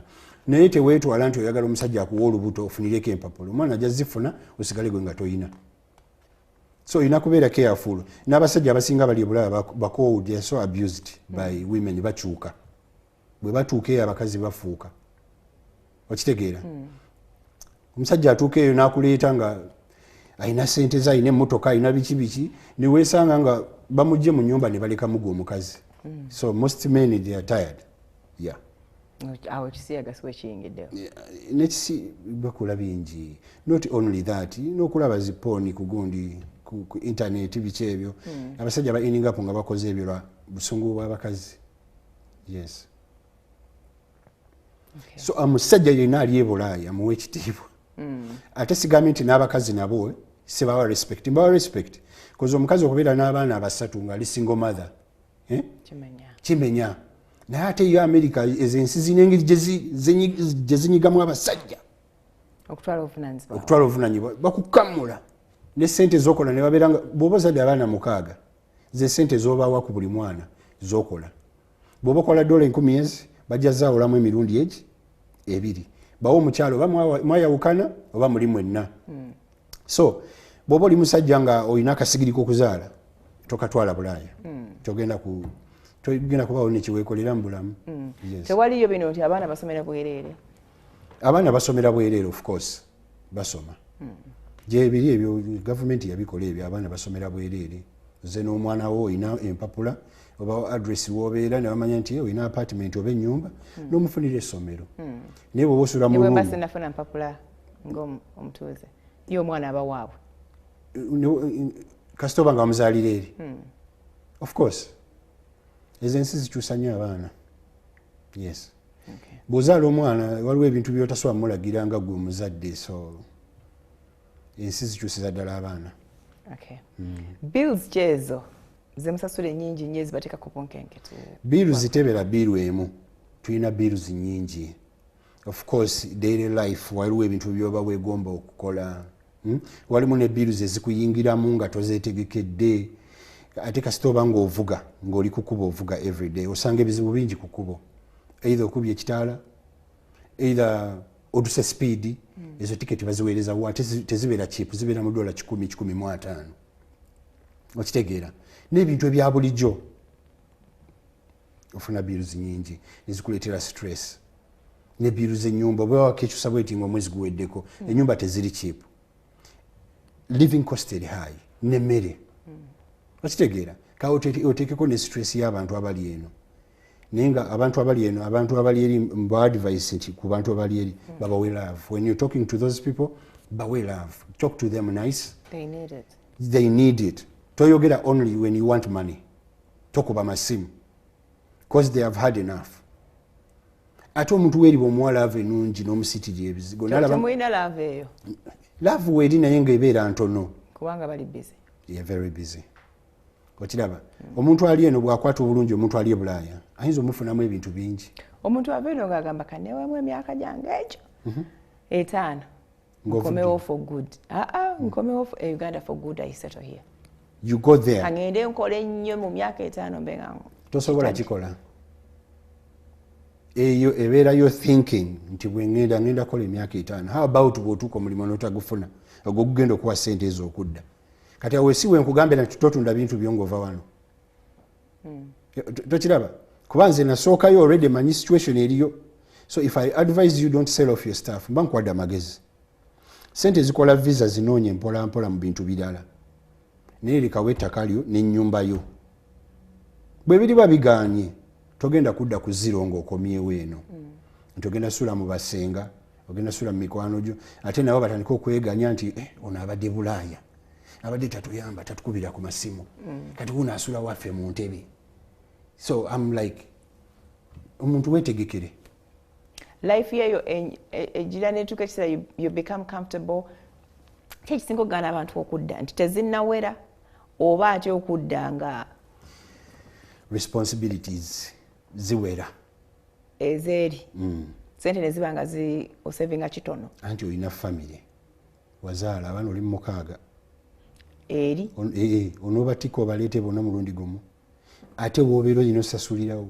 olina osasulako insurance olina osasula amazzi omulimu gwokolera tosobola kusaba liivu ya myezi 2 kati nze mbadde wano myezi 5 lwakuba neekozesa okiraba so tosobola kuvaayo gavumenti kanzire Uganda nekyo kyokka kikusika even ne maama w'abaana ayinza obutakuta ogende kuba bw'otuuka eno ojja kukola pati ngamba kweyagala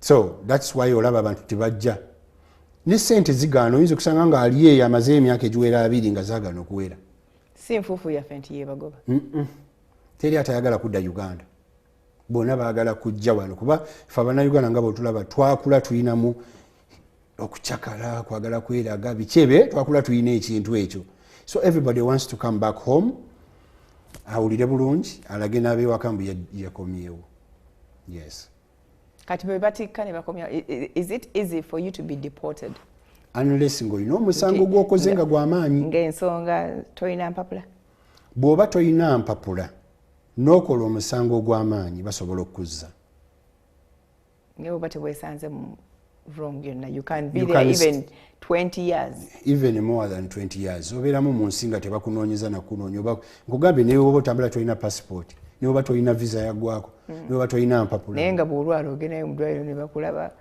basobola baziteekamu they can help you oyinza okuba tolina mpapula akuba nyinayo omuwala apangisa ewange talina mpapula yagenda n'alwala nenakubira gonda ambulance ne bamukima ewaka nasanga bamukima talina mpapula so they can take care of you yeah.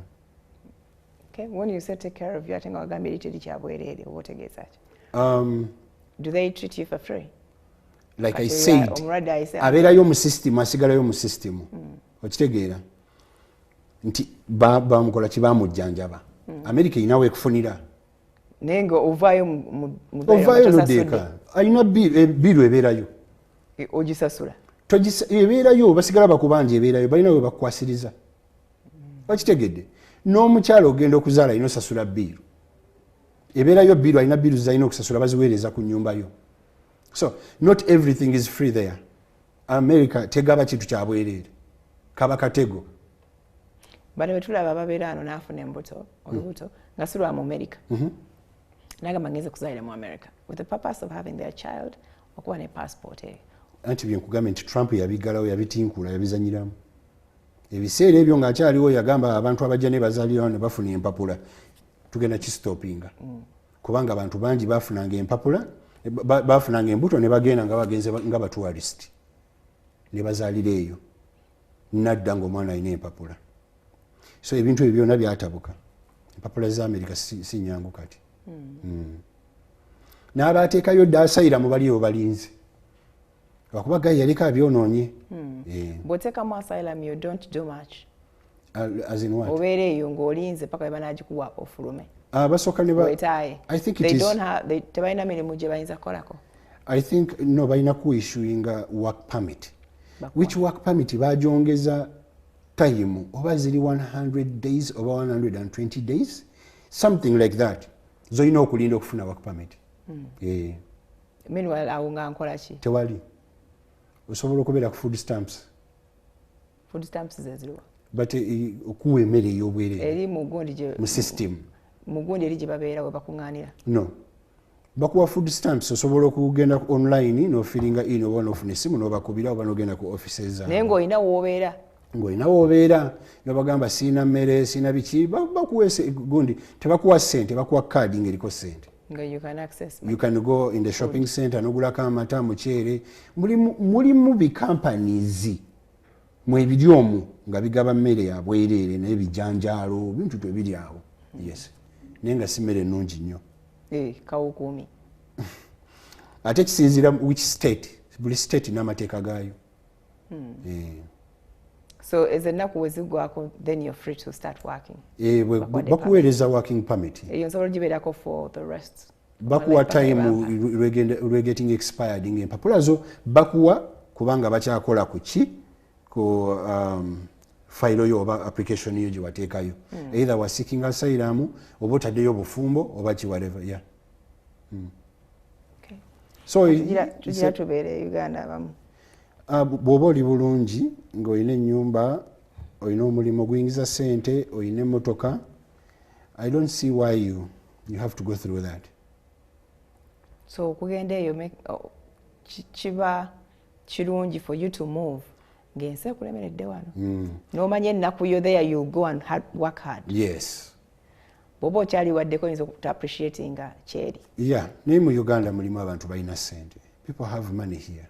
Waliwo akuwulira agamba what is he talking about? Waliwo ampuli agamba what is it? It's a fact. Ssente we ziri. Abaziina bangi, baziina nnyingi nnyo. Abataziina tebalina. Wina ssente tolina reason lwaki ogenda mu America omale egyo emyaka 5-10 ng'olinda bakuwe work permit yo oba otereere bulungi. That's a long time. Oba okula. We just want the card. I live in America. Ekyo nakyo gyekiri webale kyogerako. Abamu they just want the name America. Nga talina kyakifunyeeko. Kiina kikuyamba it is America nga bw'olaba Uganda ffe twali tumanyi nti balina n'enfuufu oba balina potholes.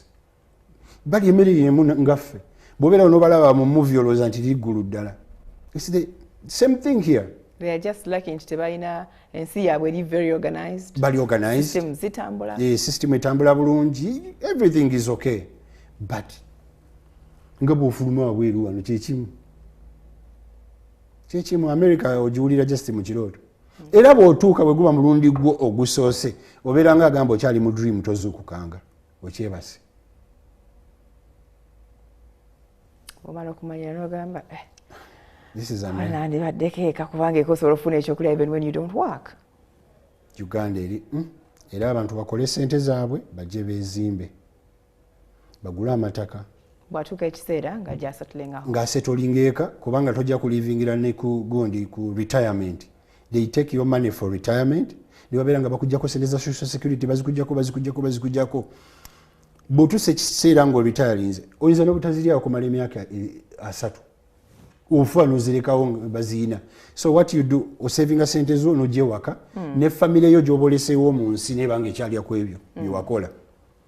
So nze I support people okujja babeeko bye bakola bazukuke oba bagulewo za account ssente babeere nga baziconnectinga zijja eno bw'ojja eno osanga account ejjudde ngokola byokoze wenyigire mu bizibu wangi oddayo ngokola endala ngoddayo okola endala akawulira ng'oli comfortable at least omanye nti eyo ensi olina kyogifunyemu kiri waka naye ebyo byobeera eyo oguze emotoka ya bbeeyi ya credit oguze tv ya bbeeyi ya credit buli kiri mu nyumba kya credit you will never come back home ogwani ddalo because tosobola kuvayo male myezi 2 Uganda because olina bills zirwaninga bodo eyo bakusuula bweru kati music wamuvaako music mukola naye kati mukola bulungi nti because I can manage duli nasookanga kulwana mukola ngenda mu studio nenkola oluyimba lulungi engeri gyemuludde music emutegeera bulungi nenkola video ninjita agikuba nga agikuba tagikubye ng'ebeera ku YouTube. Tokola sente tokola kufuna sente no sikola kufuna sente ebyo nabikola edda kubanga oba YouTube yange etakyakola oba radio zaffe zitakyakuba music wamu no music mutwalayo ku radio ne bamukuba naye ate omwezi ngako nyoyinza omumenyekerako bantu balya sente obeera onakusaba sente abalira kalulu kuba nakusaba ono DJ akusaba sente until when so tumukola social media abantu bajja muzanyirako ku YouTube bajja muzanyirako but sigamba nti njagala bampulire bamanye kuba eyo party nagiri muko so I just do it kola obo yagala okola so that erinnya lyo lisigala mu nga litambula exactly what kitebye njagala nsigale yonze music mwali mu family era jasigalawo okay oyinayo abaana nabo abatute music abatute music nobody do you encourage them to would you love them to be yes that omwana wange nandi mwagadde abere mu akulinga muchamu music is good omwana wakula ina life ajasanyusa family ye okiraba nibo mwana wakulanga tali mu bintu bye abera ddala okitegedde niyo mwana akula ina muka music mu life ye era jatwalanga abaana be basanyuke family ye mukyala we biki njagala babere mu music bamwagale nebo maga muto mulaba wanji bo maga muto mulaba sina mufuna ayagala music oba tekiri mu musaayi nze nandi mu support dadi agamba nina okwenyigawo wano naye nga mu musaayi tekirimu mwekiri mu musaayi kijja kusigalawo do you plan to come back for good not for good kuba kati ndi mutuuze wa America ngata gundi bbiri dual citizenship Uganda n'eri kati eri mba nina okubeera nga ngenda nkole emisolo gyange okitegeera so nina okugabanyaamu America ne Uganda naye nga wano wenjagala okukola ebintu byange projects zange bwezimala nje settlinga wano so you plan to come back yeah I plan to come back ne status eri ngisigaze ejja kuyamba family kati ebyo by'abaana buli ajja mu bulamu bwange ajja funa ekyo okiraba kisigalireo mwabo bakifuniremu naye nze mba njagala kutuula ani so tiresome America ekooya ku myaka ng'emeka oyagala okugamba nti kati ntudde maybe mu myaka ng'ebiri si mingi ng'okyali muto nze nkooye kyokoze okikoze stress mungi eri waliyo sente ne stress mungi okola nnyo era ne boona ddala ajja kwetaaga okukola wano anti kati if you invest your money nokola byokoze projects zendi mu kukola sijja zoogera ku mpewo because I'm not ready bwe ziggwa nsobola okuyingiza sente zenkola mu America buli mwezi era n'okusukamu kankusabira ekyo kyemplaninga tobane expectations nga zetugenda nazo mu America tobane expectations nyingi nga zetubeera nazo sibyogera nti sinabikola mbyogera kubanga mbikoze bitambula I'm just finishing kale kikolebwa ekityo kibeerewo n'abalala batambulire ku ffe anti naffe tuli makubuga abantu balala iyo omulala ajja kujja yitire mu nze n'omulala bw'ati n'omulala byenkola bijja kuyisaamu abantu abalala yenyawo so America tena kusala America tenaba kunsala nkyebaliza Katonda sijikiriza kunsala kuba waliwo ebintu byeneegobako America obutansala kuchakala nnyo omwenge naguvaako sinywa siinayo omukazi saazalayo baana kujjako nyinayo mutabani wange natwala ali mu America byali deliberate bitya sigenda kuzaala baana beno batawanye eyo decision yange nagiteekawo saagala muntu kujja kutwala powers zange, which is ofuna omukazi n'atwala powers z'omweri ensi mujja kubeera nga mwesika. But you have a family back home? Yes. Okay. Okitegeera? Saagala muntu kutwala powers zange. Obusajja obwewulira. Obusajja mbwewulira nagenda kukola ate mbeera eyo nga mugamba Roge nga takomawo. Kiki yaba kiringa talina kyakoze Uganda. Actually ndowooza n'ekisinga okukuza every year is to check on your family. Yes. Abatalina tebalaba nnyo kibakomyawo. Omazeyo emyaka emeka? Siweza myaka 13, something like that. Okay. Tusiibula nti olwo. Yenyawo. Era bw'oyagala okutumira one last word? Ntumira familia yange, baganda bange, nentumira ne ba followers bange ku page yange. Yes. Weyitaani ku page? Neyita Mr. Motivator, eri Mr. Motivator Times. Times. Times kategeeza ki? Times. Motivation Times? Yes. Okay. Kyanyumira. Era kwenyambira abantu yenna ayagala otambula posting amasomero free of charge. Conferences free of charge. Do you have a figure of how many Ugandans you've helped to get to America? Jebali banji, even Schengen. Okay. Ne ku page yange mbateekako ne bajja ne bawa testimony. Most of them mbateekako, abasinga baagala kwekweka nga bafuluma. Tebagala bateeka ku public page. Okay. Yes. Kale, thank you so much, Roger. We wish you all the best. Thank you very much, Farida. Oddayo ddi? Benjagala kuddayo After Christmas? Yeah, after Christmas. That's what I'm thinking. Okay. Nenyina show in South Africa. Hey. Yes. Okyakuba ne show? Nkuba show. Ne mu America simanyi okuba show? Bwe ziba nga zizze ng'oli aneetaze anfuna. Akuwa ku sense. Yeah. Okay. Until tomorrow, may God bless you. Bye-bye.